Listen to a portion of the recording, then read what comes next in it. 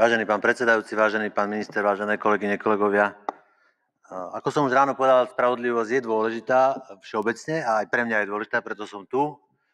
Aj piatok láka. Môj kamarát hovorí, že piatok musí brzdiť, takže šmikom ho ťahá do mesta, že piatok je silný. Ale nie, naozaj... Bolo toho veľa povedaného a nechcem sa teda nejako zopakovať, konec koncov som to ani neštudoval a nie som úplne možno sa v tých nejakých výrazoch možno budeme aj mýliť a pomýliť a nechcem tu nás zadať nejakú vďaku a široký úsmev od ucha k uchu, hej, že ak som sa pomýlil, takže budem sa snažiť hovoriť z nejaké z podstaty veci, hej, nie nejak že právne formulovať a že ako to vnímam. Veľa tu toho bolo povedaného, ja sa s dôvodmi, ktoré predstavila kolegyňa pani Kolíková, stotožňujem. Plne sa s nimi stotožňujem, podpisujem, však konečne som to aj reálne podpísal. A aj takto. A potom všetkom, čo to aj bolo povedané, nič ma nevedie k tomu, že by som mal niečo z toho prehodnotiť. Čo tu možno neodznelo, alebo také z toho iného duchu, nie takého čisto z právnického uhla pohľadu, ja to takto vnímam, že my hovoríme niečo, že pán minister urobil nesprávne, a on teda, alebo tí, čo mu pomáhajú, tak hovorí, že to urobil správne. Hej, že je to v nejakej dileme morálnej, hej, že kto to rozsúdi. Ja mám takú pomôcku. Minule ešte, keď som bol prvýkrát poslanec, ja som stal do bronzu vyliať taký žalm, myslím, že to je 27. A ten žalm hovorí, že som starec, bol som mladík, nevidel som spravodlivého opusteného, nevidel som jeho detí žobrať o chlieb. Neviem, prečo strašne sa mi páči ten žalm.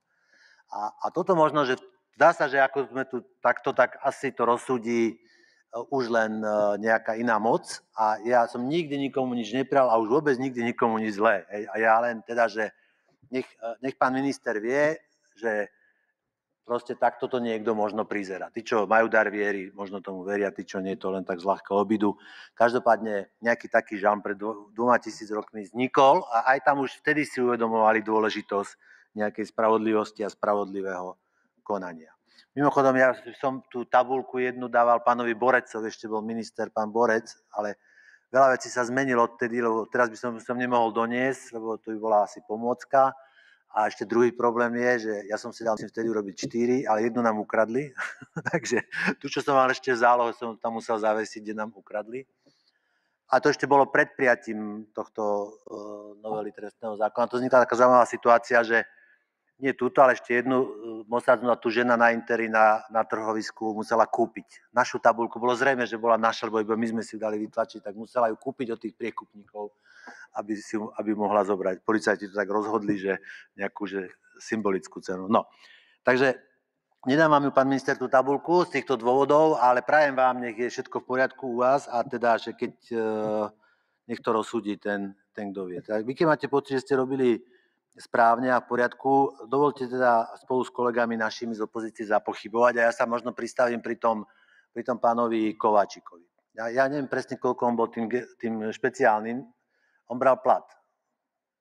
Bol asi dekádu on bral plat, podľa mňa nebral málo. Hej. A viete, že to sú také tie, ja ako podnikateľ to vnímam niekedy veci aj cez čísla, cez náklady, hej, že štát má náklady spojené s nejakou funkciou, a on tú funkciu nerobí a my ho za to platíme, tak toto považujem za hrubé poškodenie akože nás všetkých a už odhľadnúť do toho, že čo robil.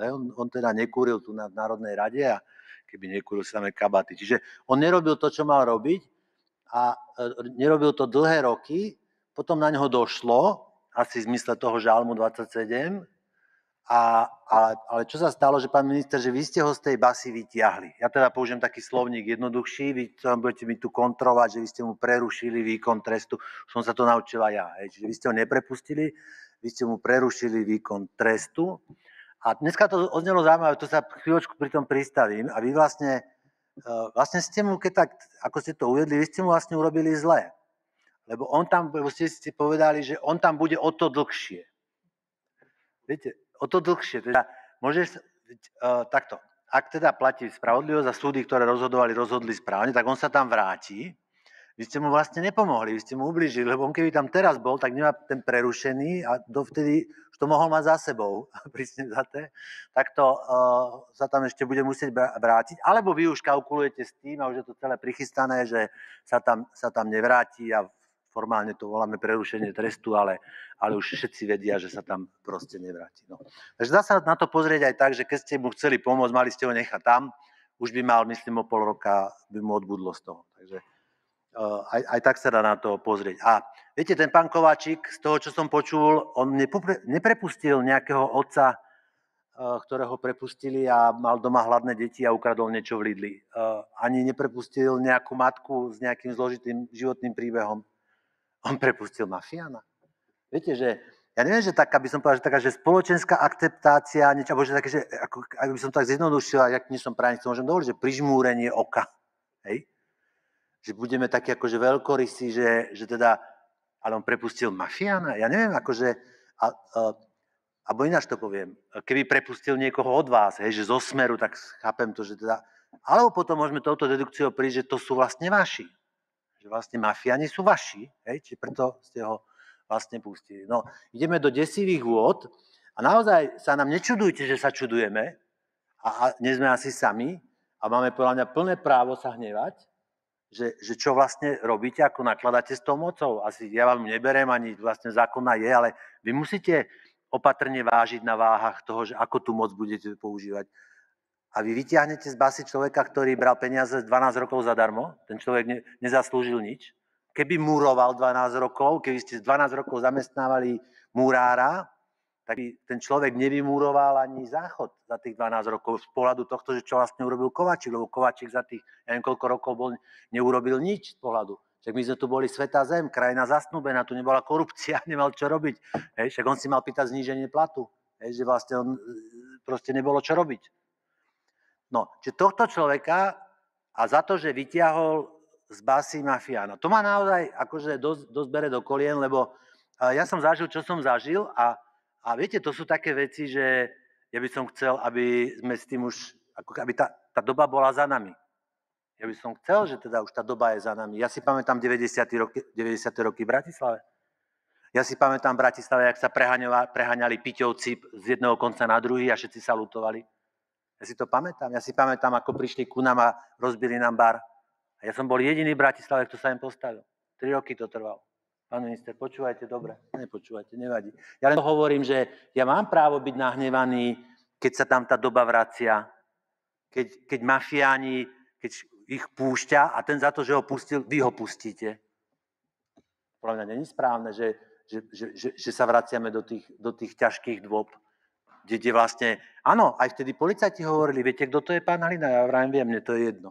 Prokurátorka sa ma pýtala, viete, kto to je? Viem, mne to je jedno. Išiel som na súd, a na súde v Justičaku stalo 5 takých veľkých, asi to malo pôsobiť nejak odstrašujúco, hej.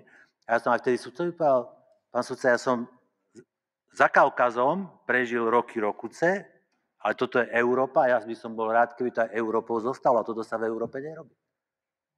Viete, a to je podľa mňa principiálna vec, ako by sme si povedali, že kde chceme žiť, v akej krajine chceme žiť a že niečo sa netoleruje. Keď si sa rozhodol byť mafiánom, buď mafiánom. Keď máš to šťastie, že ťa nezastrelili, tak sa to netvár na cestného človeka a neskúšaj tu na nás, že pomaly ti máme dať červený koberec. A ospravedlňovať. Tu mám zase iný prípad, to sa dojde so mnou súdiť, že som sa dotkol jeho cti, lebo som povedal, že bol spojený s mafiánskou skupinou a zažaloval, si predstavte, zažaloval mňa, 95-ročného pána, a vydavateľstvo SME. Že sme sa dotkli jeho, neviem čo, neviem akú, môžete mať čest, keď proste ja som ich do tých zoznamov, ja som s nimi nerobil, čiže keď s nimi robil, on preberá, viete, svoj životný track si píšete sami, on nepíšu, keď si on zapísal do svojho CVčka, čo si napísal, to je jeho problém, nemôj.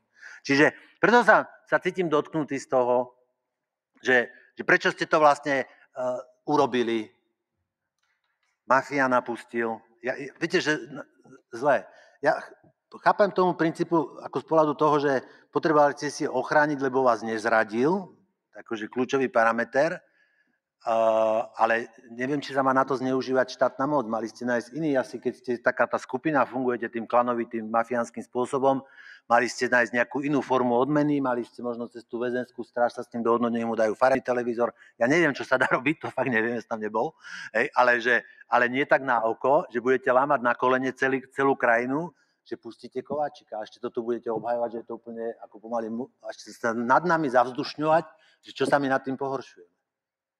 Viete, na tom príbehu fakt strašne veľa nesedí. Za to, čo z 12 rokov bral peniaze, tam mal sedieť, ticho sedieť. Ani televízor nemal mať. Viete, že to ja milujem tak v tom, to sa hovorí, v tom Šovšenku to bolo, že tu sú všetci nevinní. Viete, všetci sú v tej väznici nevinní, že kam vinný človek nejde, všetci sú tam nevinní, hej.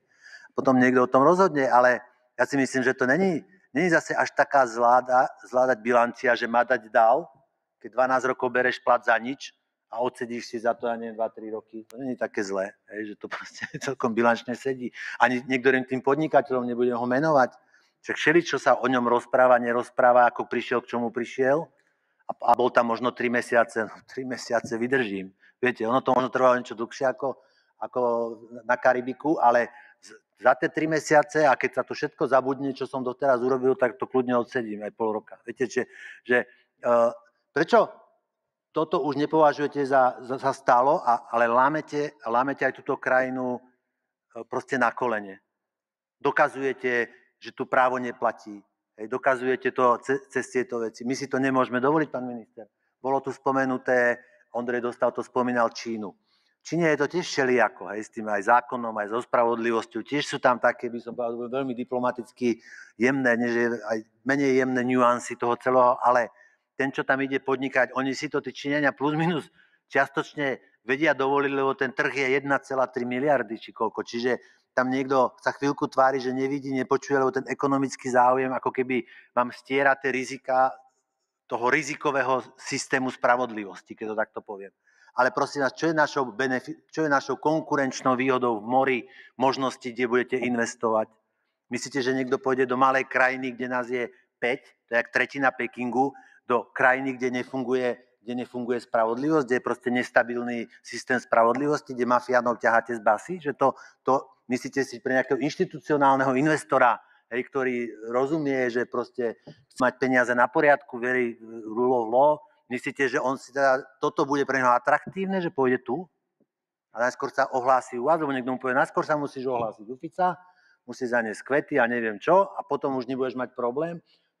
Možno sú aj takí investori, čo tak chcú do takej krajiny investovať, ale podľa mňa ich je čoraz menej, alebo už nie sú. Klasický inštitucionálny investor, normálny investor chce fungujúci štát, fungujúcu spravodlivosť. A my teraz o toto prichádzame kvôli tomu, že ste potrebovali povyťahovať tých, čo ste potrebovali povyťahovať. Už len čarovné bolo to, že, ja budem končiť, pán Gašpar tu spomenul, naozaj, že však tá kriminalita klesla o 15%, sme tu dostali výpočet. No ono, presne za to tak klesla, keď ste znížili tú hranicu, odkedy je to už ten trestný čin. To podľa mňa to nie je žiadna atomová fyzika. Keď ja zvýšim hranicu, odkedy je trestný čin trestným činom, tak zákonite mi klesne kriminalita, lebo všetko prepadá do toho priestupkového zákona. Nikto tu nespomenul, že koľko narastlo alebo nenarastli priestupky, ale viete, to mi príde také urážajúce, že naozaj, že to je taká argumentácia pre simplexných, že proste taká hrozne nepoctivá. Čiže ja by som to nehovoril, že tá klesla kriminalita. Podľa mňa neklesla kriminalita. A už len úplne nakoniec, to, čo ste teda urobili, ešte osviežila aj tá skutočnosť. Ja ani presne za to neviem, práve preto možno, že nie som právnik, že prečo vlastne ministerstvo vnútra sa uzavrelo mier s tým Babišom, ale vlastne úrad, teraz som to čítal pána Mazaka, že to nemusí rešpektovať, že to stále platí. Ja už len čakám, kedy veterinári omilostia, ja neviem koho, Kováčika. Viete, že že štátna veterinárna správa Senec, pod tu patrím s mojou farmou, vydá nejaké rozhodnutie vo veci právoplatnosti, že naozaj sa tu strácam v celom tom systéme, že vlastne kam ideme a čo je vlastne na konci. Búreš, Videl som video, kde Babiš hovorí, že on bol v EŠTB, ale bol v tej ako sranda, že v tej ekonomickej, tej dobrej. Niekto povie, že bol som v tej, ale zrovna tá časť, ktorej som ja bol, my sme až takí chrapúni neboli, ale povedal, že bol. Ale my s ním uzavrieme zmier, ako štát, že nebol. Ja naozaj, že sú možnosti, kde ešte chápete, kde už potom prestávate chápať. Čiže, čo tým chcem povedať, hazardujeme. Je to nebezpečné. Nemôžeme si to dovoliť. Nemáme na to. My nemáme na to, my nie sme Čína z pohľadu toho, že zákon tu až tak nefunguje, hej, musíš mať známosti, ale trh je obrovský, čiže vydrž, lebo trh je obrovský, všetky straty sanuje obrovský trh. My sme strašne malý trh. My o to viac musíme byť puristi, alebo jak sa to povie, o to viac musíme dávať pozor, aby naozaj sme svietili v tom mori, hej, že tu, áno, dosažiteľnosť práva a že domôžeš sa rozsudku bez problémov, že o to viac by sme mali na to dávať pozor, ale vysielame signály, ktoré sú naozaj enormne dysfunkčné. Hej. Tak to tu dávam taký, by som povedal, že podnikateľský pohľad do toho. Neviem, či to malo vôbec zmysel, ale aspoň som to